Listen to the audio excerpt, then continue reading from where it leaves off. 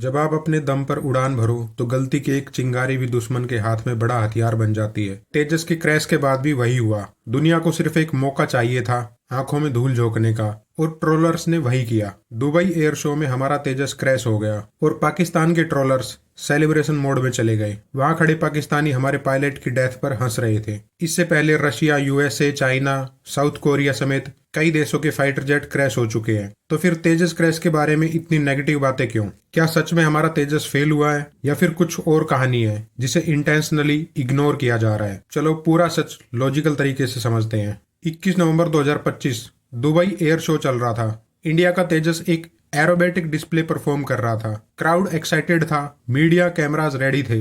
Reports के according तेजस ने एक लो एल्टीट्यूड नेगेटिव जी मनूवर ट्राई किया और बस नेक्स्ट मोमेंट पे एयरक्राफ्ट ने कंट्रोल लूज किया और डायरेक्ट जमीन की तरफ डाइव कर गया। इस क्रैश में हमारे ब्रेव पायलट विंग कमांडर नवन सियाल शहीद हो गए। इंडियन एयरफोर्स ने इन्वेस्टिगेशन शुरू कर दी है। अभी तक ये कंफर्म नहीं हुआ कि ये कोई टेक्निकल फेलियर था या पायलट ब्लैकआउट हुआ। अब सोशल मीडिया पर नेगेटिव बातें शुरू हो गई है और ये सब पाकिस्तान से आए हुए कमेंट्स। बट रियलिटी ये है कि तेजस ने पहले भी दुबई एयर शो 2023 में half roll, snap roll, negative G turns successfully perform किए थे। इवन लिमा 2019 मलेशिया और इंडियन एयरफोर्स डिस्प्ले में भी वर्ल्ड क्लास परफॉर्मेंस दिया है। तो एक एक्सीडेंट का मतलब ये नहीं है कि एयरक्राफ्ट बेकार है। ध्यान देने वाली बात ये भी है कि तेजस कोई नया विमान नहीं है। इसका ऑपरेशनल रिकॉर्ड काफी अच्छा रहा है। पहला क्रैश सिर्फ पिछले साल मार्च 2024 में राजस्थान के जैसलमेर में हुआ, तब पायलट बच गया था। और अब दुबई हादसा केवल दूसरा क्रैश है, यानी 24 साल में सिर्फ 2 क्रैश। बट सबसे बड़ा सवाल आता है कि पायलट ने इजेक्ट क्यों नहीं किया। तेजस में मार्टिन बेकर 0-0 इजेक्शन सिस्टम होता है, यानी 0 एल्टीट्यूड 0 स्पीड पे भी इजेक्ट पॉसिबल होता है।